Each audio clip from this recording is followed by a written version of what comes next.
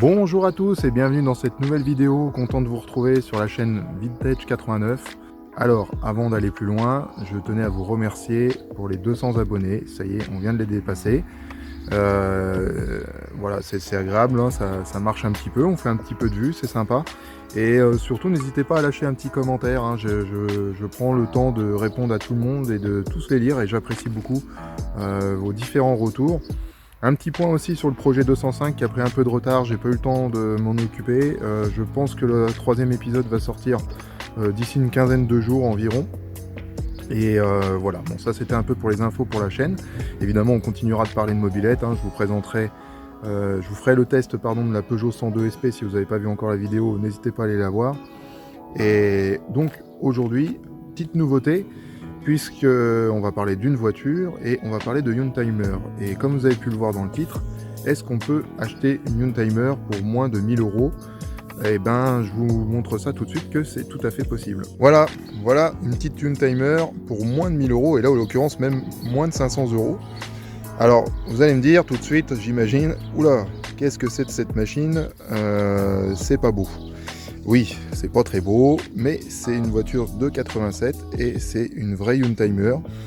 Alors en fait, c'est une petite Fiat Uno qu'on m'a proposé à l'achat, un petit monsieur qui s'en servait plus, et donc qui est venu me voir, sachant que voilà, on aimait ce type de voiture, donc qui me l'a proposé, et on a fait affaire ensemble.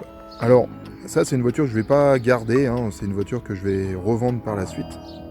Le but, ça sera de dégager peut-être un petit bénéfice une fois fini. Et donc là, aujourd'hui, on est sur une première série, donc de 83 à 89. À savoir que la Fiat Uno s'est quand même vendue dans le monde à plus de 6 300 000 exemplaires. Donc ça a été un succès commercial pour Fiat. Alors évidemment, un petit peu moins en France. Puis aujourd'hui, bon bah c'est voilà, on va pas se le cacher, c'est complètement dépassé esthétiquement et sur tout le reste. Et surtout, bah, ça commence à devenir rare à trouver en bon état, et surtout dans l'état de celle-ci.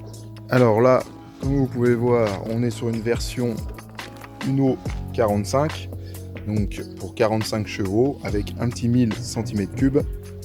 Il y a un beau petit panda, malheureusement c'est pas une panda, c'est dommage, ça aurait été rigolo. Et voilà, donc c'est une machine qui est de 87 et qui possède seulement 78 000 km. Et qui est quand même très très propre, hein. Là elle est très sale pour le coup, c'est contradictoire à ce que je viens de dire. Alors nous voici à l'intérieur. Alors le monsieur a eu la gentillesse de me laisser le bazar qui allait avec. Bon, on va pas trop se plaindre, hein. Donc là on a des housses, des sur-housses, tout ce que vous voulez, et voilà, en dessous c'est vraiment nickel, il n'y a pas de trou, rien du tout.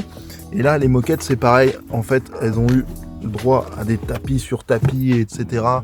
partout. Par exemple ici, où là, voilà, en dessous, c'est tout neuf. Ça a été protégé partout. Pareil derrière, avec les vieux machins de grand-mère. Voilà. Donc, mais sinon, c'est très très propre. Un bon nettoyage et elle devrait vraiment bien ressortir. Allez, on va s'installer un petit coup. Alors, tableau de bord complet hein, pour l'époque, hein, mine de rien, et assez moderne, je trouve, avec ces gros boutons qui font un peu néo-rétro et qui sont plutôt sympas. Je vous avoue que ça faisait très longtemps que j'étais monté dans une Fiat Uno et j'avais un peu oublié comment était l'intérieur. Et je le trouve plutôt sympa. Il y a des petites choses sympas. Enfin, ça fait 25 fois que je dis sympa. Il va falloir que j'arrête de le dire. Comme le petit porte-pièce avec pour les cartes. On va retrouver même l'autoradio d'origine. Voilà, ça c'est bien. La petite horloge avec la petite cale en bois qui va bien. Non, franchement, c'est pas mal du tout.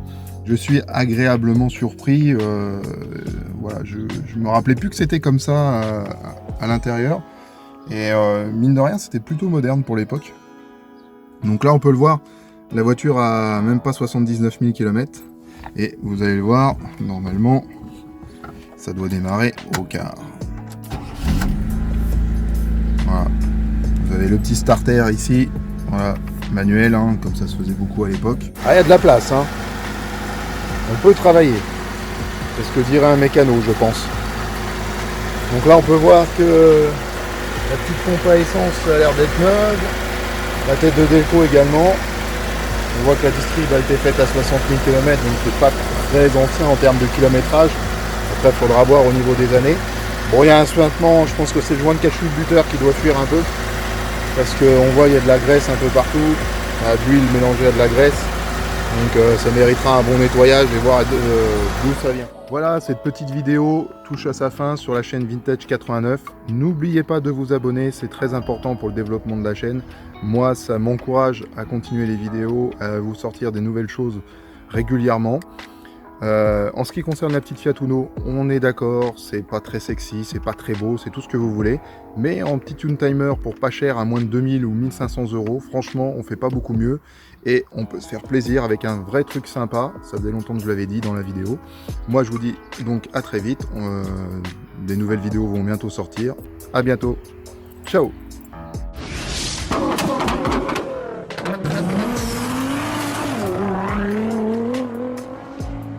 Voilà, j'ai une personne qui m'a